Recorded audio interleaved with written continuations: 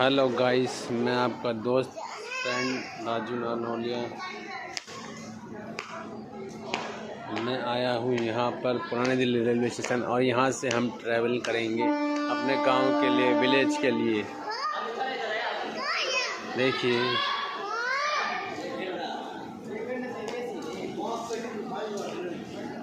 अब हम जा रहे हैं ट्रेन में बैठने। देखो